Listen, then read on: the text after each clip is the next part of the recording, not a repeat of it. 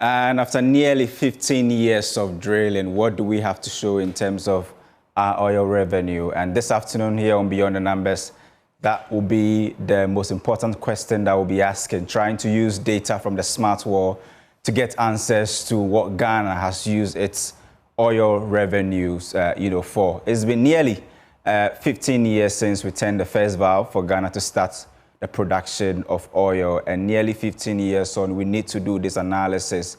And as the oil industry in the country continues to tank, what is the risk ahead? What is it going to affect? How is it going to affect the budget?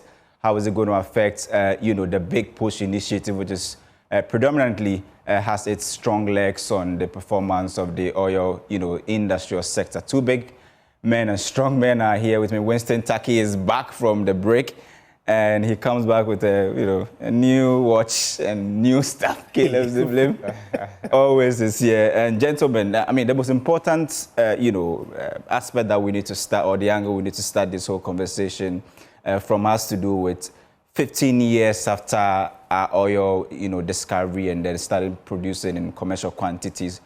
The data will tell you that if you look at how much we've been able to produce in terms of millions of barrels, just about 670 million, 75 million barrels, and that is the revenue.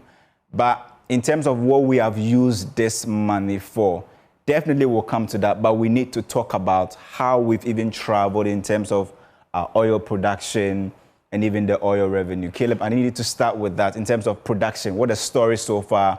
What do we know as far as the data is concerned? We'll get to the production charts soon. But you see that within the past 5 years now, we're on a nosedive. So we peaked around 2019, 2020, thereabouts. And from there, production has already been reducing year on year. This year, we also reduced again. And it will come to how our revenue this year has reduced more than 50%. And the minister was speaking about this recently, that the revenue from our oil production has reduced by more than 50%. So production is not looking good. Revenue, most time revenue is tied to the exchange rate. So sometimes, even though our revenue can come down a bit, if the CD exchange rate is not very good, government benefits, because once you convert the small dollars, you get more CDs. But then this year, we are seeing something different, because the CD has appreciated rapidly. And even though we are projecting 1 billion, I don't think we'll get a 1 billion this year, because in the first 6 months, we did $300 million compared to $800 million last year. So if we do $300 million this year, and then your CD has also appreciated rapidly, the influence for the government is going to reduce dramatically. And as you can see from the graph here, we peaked in 2022, where the state got $1.4 billion from our oil revenues. That's taxes, royalties, capital interest, and all of that. So that's what makes up the share of the government's revenue from the oil production. So we peaked in 2022 at $1.4 billion in just a year. And this year, we are projecting 1 billion. But then I don't think it's possible, because, like I said earlier, in the first 6 months, we've done $370 or so billion. So if we want to get to the 1 billion targets for the year, it means we're supposed to produce and generate about $700 million in the next 6 months. In fact, it was the same story with, cocoa, where we saw the first 9 months, revenue, and we even projected that it was even impossible to get the usual 2 billion that we get from cocoa. It looks like the story has shifted from cocoa, now talking about oil. And there were indications, there were signs, especially when we started peaking in 2019. The next year, which was COVID, we dipped slightly, but maybe we were all, attributing it to the fact that there was a pandemic and all of that. But since the pandemic, we've not recovered from that big shock we had in 2020 and 2021. It's been the same trajectory, and we are seeing a nosedive in terms of production. Winston, we need to understand the story behind this, significant or sharp nosedive in terms of production. We've even come to what we've used the money for so far, but we need to understand the story behind this chart that we are seeing. Why do we have this, massive decline, and why is our oil industry looking like one that is dying and not looking so attractive at the moment? So every oil well, let's say, has a lifespan. So if you look at the geopolitics of it and how it's been assessed by engineers, it could tell you that this particular well has a 10 years lifespan. The number of barrels to expect subsequently. The timing and the production quantity per day could be best actualized when particularly the dollar is doing well, the international commodity prices are being stable. So if the crude oil barrel per day is selling at $80 per barrel, certainly it will benefit that country compared to where it's declined to $60 per day. So that has been the dynamics. And Ghana consistently have been having budgetary support from our crude oil revenue, and that has always been going into consumption instead of critical project, where we'll come back shortly. But there seems to be some new dynamics on our arrangement of oil revenue expenditure, which will come to that shortly. But over the years, since the enact of COVID, it appeared the geopolitics of how logistical challenges became a critically eminent in those years. Selling crude oil to other countries became a key challenge. So most of the supplies were in the high seas, not able to meet the supply dates to the demands in the international market, and that was a key challenge. Ghana, most of the wells became stagnant. There wasn't much of exploration. There were consistent challenges with reservoirs, and so if you look at the production, some began to decline since 2022.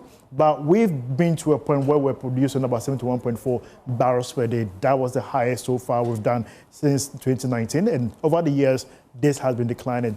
There has been a bit of policy disagreement in the Sub-Saharan Africa for quite some time now, with Cote d'Ivoire now overtaking Ghana in terms of creating a favorable environment for investment.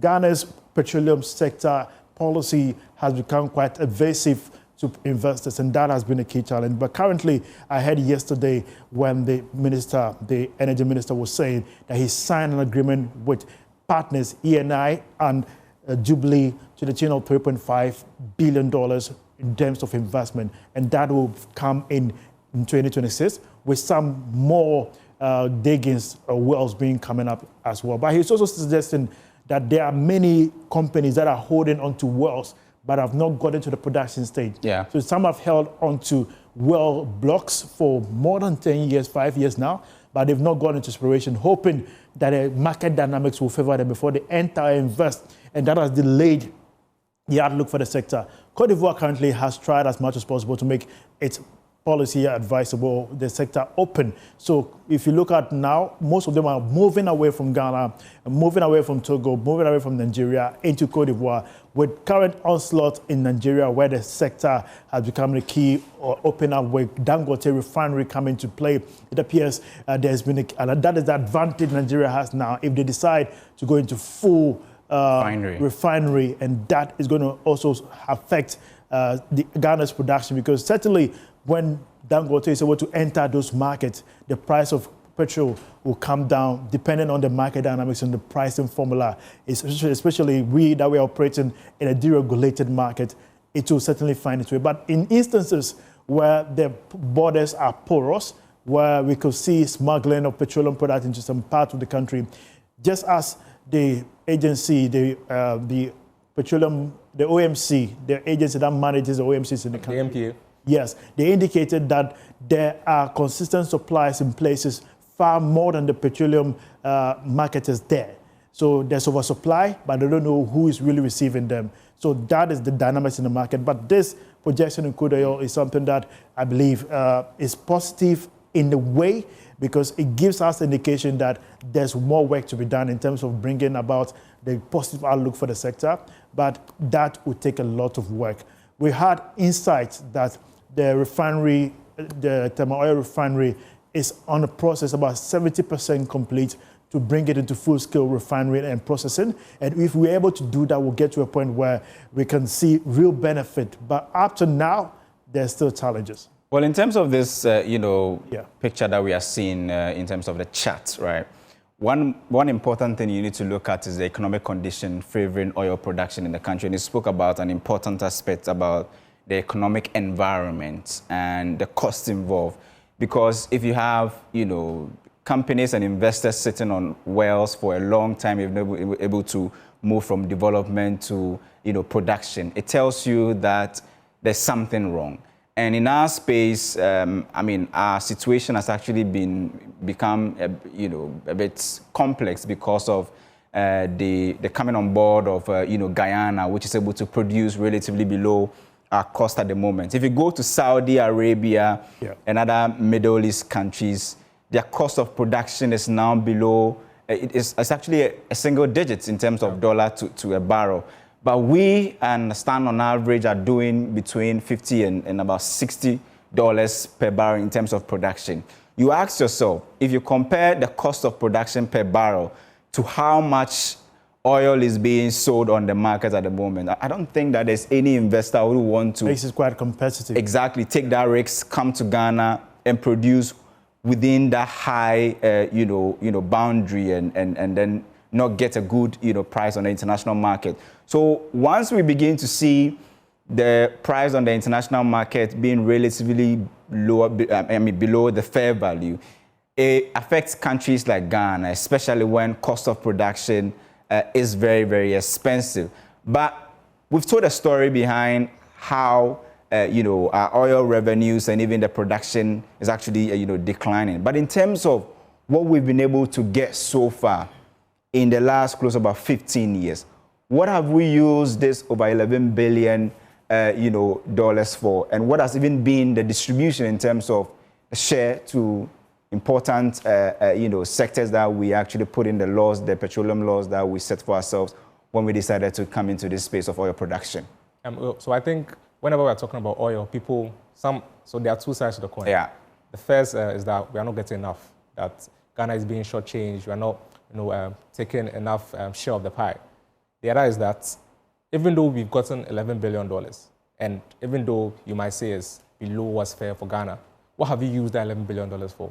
And would that warrant you to get a bigger share of the pie? Because if you can use $11 billion effectively, it means that if you get more of it, you can do far better for the much economy. is given, much is expected. Exactly. So I think that's a different conversation. Yeah. But then if you talk about how our petroleum revenues are managed, once GRA collects the taxes and all the payments from the oil companies, they're supposed to put in a petroleum holding fund. Everything is supposed to come into this fund before disbursement. And PIAC has been really concerned that sometimes they bypass this fund and pay to the individuals directly. But then, according to PIAC, it's supposed to go to the petroleum holding fund first. So once it gets there, then this is where citizens will see the benefits most from the ABFA, because this comes to the government, and the government spends this with its budget. So roads, schools, and all of that, this is where the government is getting money for. I think it's about 70% if you take out some other payments that goes to GNPC and the other funds. So the first is ABFA, which is where the government gets majority of it to spend. Then we go to GNPC. They take it for their exploration services, their operation costs. GNPC wants to start producing oil, and they need money to do that. So their seismic data, their exploration, all of that. A lot of investment going on. A lot of investment. So that goes to GNPC. Then we have the Ghana Stabilization Fund. That's in case like COVID, something like that happens, or some unexpected expenses that come up, and then you have to justify it and take money from the Stabilization Fund. And then finally, the Heritage Fund. Now, this money for future generations, because even though we are tapping the oil now, it's not only for us, it's for those to come before, to come after us. So we are supposed to leave some money for the Heritage Fund. And I think at the moment, it's about $1.2, $1.3 billion that sits in that fund. So if you stop producing oil now, it means that the next 10, 20 years, or the next 50 years, we've left $1.2 billion for the next generation.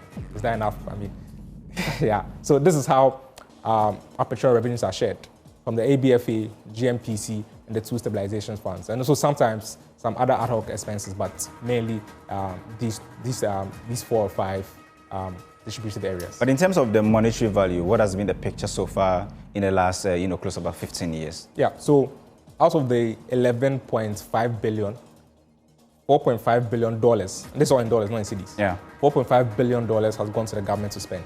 And we'll come to how the government has spent that. Yeah. $3 billion has gone to GNPC for their activities.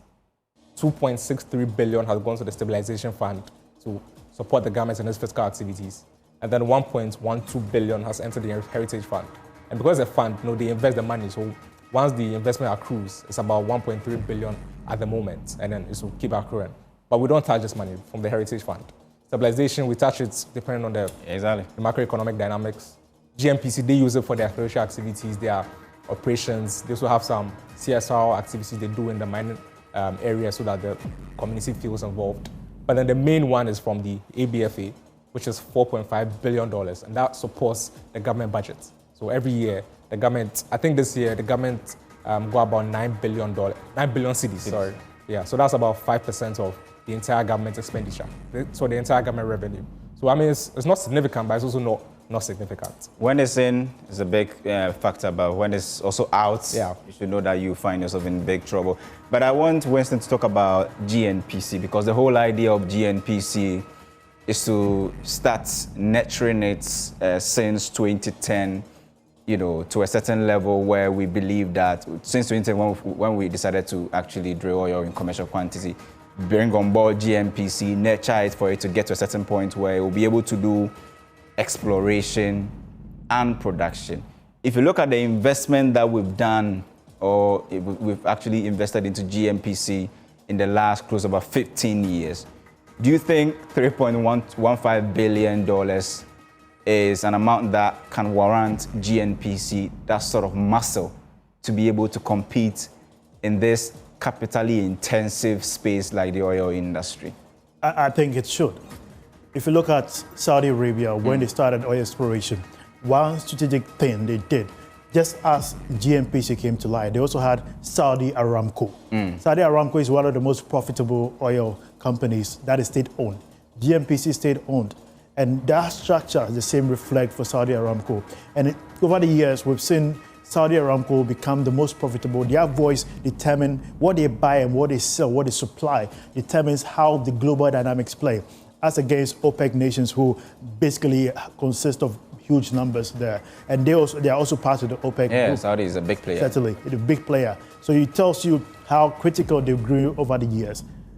GNPC in the Sub-Saharan Africa, if we look at over the years, in terms of development, investment and reinvestment, over the years, they've been releasing report upon report. We've seen certain investment they've done so far. I believe these 15 years that we've gone into oil exploration, production, and even sale, it will have gotten to a point where most of the inactive sectors, the thermal oil refinery falls under the operations, and key sectors within those development falls under those operations. But why would, over the years, be waiting for them to get to this point where it took a change, or possibly, because it got to a point where thermal oil refinery was about to be put out for sale. Yeah. That was a conversation that came out to the point that... The years of loss upon loss. Exactly. If you go through the books, you realize consistent loss. But as against the losses, if you look at the humanitarian aspect, the salary structure, if you look at the output as against the input, it ends up to zero. So consistently, government keeps pumping these oil revenues into those sectors that have not necessarily been productive over the years. So it tells you that it has to do with management structure. It has to do with the governance structure in that sector. The governance structure in our oil sector has been the faulty aspect of this fantastic system we've had so far. So if you look at this, what we have in terms of oil revenue, first thing we did as a nation since we saw oil in 2007 in commercial quantity before we started production in 2010 was to make sure that we have the Petroleum Management Revenue Act.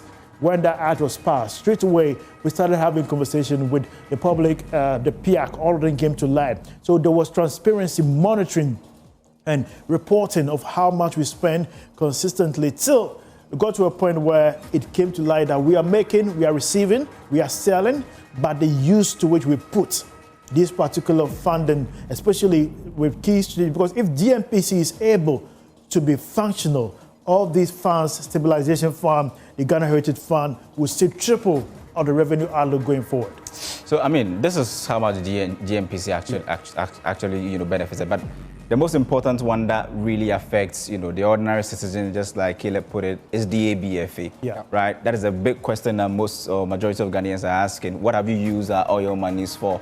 And government can make a point and say, oh, we supported the budget with this over 4.5 billion, US dollars. But we need to understand, out of this 4.5 or 4.6 billion US dollars, what exactly, in terms of even the industry, the sectoral distribution, which sector got the majority? And now that we have oil production declining, what is the vulnerability test looking like based on what we've done, the allocations we've done so far over the years, Caleb? So before you can spend the oil money, it needs to get approval from Parliament on some key areas that you are using the oil money for. So it's not just that the government just takes everything and spends on what they like to spend on. They have to be guided by a framework. So in the past few years, there's always been a few frameworks. So we have road, health, agric. So these are the main ones for the past the top four for I think the past maybe 10 years now. So these are where the government decided to spend the oil revenues into. Road and rail, as you can see, 16.2 billion Ghana cedis. That's from 2011 to 2024. Total expenditure on road and rail. And I mean, we have the question, do we feel it? I mean... road maybe, but rail, yeah. That's a bit tricky. Because if you have $16.2 billion in investments for over 15 years, and I think that's also an issue that PIAC has raised, because sometimes most of these projects, there are so many. It's not centralized into one particular project. So say it's not the road and rail. For a year, we are not saying we are putting 10 billion cedis or the whole period, 10 billion cedis into doing 2 or 3 railway lines in the country. We don't do that. But then we say we are starting railway projects here and there, and then we spread the money thin. And the money is... In fact, there are some of the projects that we've invested these monies into and they've actually stalled. Yeah. So, like GIF with the SkyTrain. We invested money in the SkyTrain. And then we don't know where the SkyTrain is. But then we give them allocation. The SkyTrain is still in the sky. But then they got allocation from our oil revenues. And next is education and health. And this is where we have free SHS, Agenda 111 and all of that. 6.9 billion. Free SHS, we felt it. People have gone to school, did not pay school fees. Agenda 111, we've seen that hospitals here, but then they stalled because now the government has also shifted the priority area from these main ones into the big push project, and we'll get into that very soon. So, education and health, agric modernization, and this has been throughout 2011 to 2024. It's always, every year, we spend on agric modernization, $1.69 billion. And then GIF, 1.2 billion cedis. So these are the top 4 priority areas for every government since 2011. And they've been spending on all these areas for the past 15 years. But I think it depends on how you look at it. Yeah. Whether the investment has brought out what you wanted to see with our oil revenues. But in terms of even expanding this, areas that we've spent so far, if you expand this to, let's say, the top, let's say 8 or the top 10, you can see the amortization of loans is very important. Yeah. So it means how your oil revenues will behave in a certain fiscal year can also affect how you can pay your debt, right? Your ability to settle your debt and also pay, certain, obligations. Amortization of loans alone is about 874 million Ghana cedis, right? Then the District Assembly Common Fund. Yeah. The ordinary Ghanaian is at the District Assembly. Yeah. They want to be fed. They want their refuse to be collected. They want good sanitation. They want so many things. They want water and all of that. And the District Assembly Common Fund, especially roads, right? That's about 137 million Ghana cedis. That is woefully inadequate. But for the DACF, it wasn't accounted for in the earlier years of the management of the petroleum revenue. It happened, I think, just a few 4 or 5 years ago, where some people took the government to court. And the court ruled that they needed to allocate for the DACF. In fact, even with the percentage that's supposed to go to the DACF, I think it's 5% now. It's 5%, but there are 2 conflicting laws. That one allows government the at least situation and the at most situation. Yeah. And even if it's within 5 years, Winston, 137 million Ghana cedis in 5 or 4 years is woefully inadequate. Industrialization, 63 million Ghana cedis. And this was part of the one district, one factory agenda. But what can 63 million Ghana cedis, do if you really want to be an industrialized country? Like you mentioned, if you look at the various expenditure baskets, it tells you that we've dragged thin the money. We spread it so thin to the extent that we are not able to make any tangible investment in key sectors. So if we are saying within 5 years, just education and roads. Education, 5 years, that's a target. Yeah. We can do that. For a nation such as Saudi Arabia to start from a desert nation to say they are going to, with oil revenue alone, they were able to make a nation out of it. One thing they did, which if you go down history from 1938, it tells you that they basically started industrial hubs in key areas that are closer to oil hubs.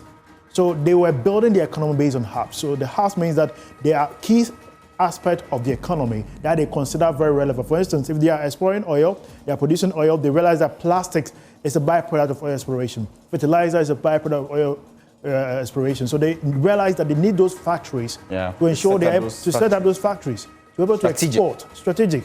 So if you look at how much we've made good, but where these monies have gone, we've been too emotional about it since the beginning of 2010, about how our revenue, the only thing we feel is the macro outlook. But if it comes down, it's quite irrelevant. If you look at what Winston said, focusing on a certain sector and developing it over a period and then moving to another sector, maybe that's the reason why President Mahama is saying that, well, we want to focus on roads, right? In the next 2 years, was it 2 or 3 years, we want to focus on roads. And so all our focus from oil revenue and other revenue, mineral revenue and all of that is supposed to go into roads. And he is calling this the big push agenda, right? Yeah. But this is, heavily, it's sitting heavily on how the oil revenue perform within a certain fiscal year. Big push, if I compare what has been earmarked for the next 2 years to how much we've even spent between 2011 and 2024 for road and rail infrastructure, that is below that figure. Because that's more than even, I think it's more than 30 billion Ghana cedis that the president is earmarking for big push.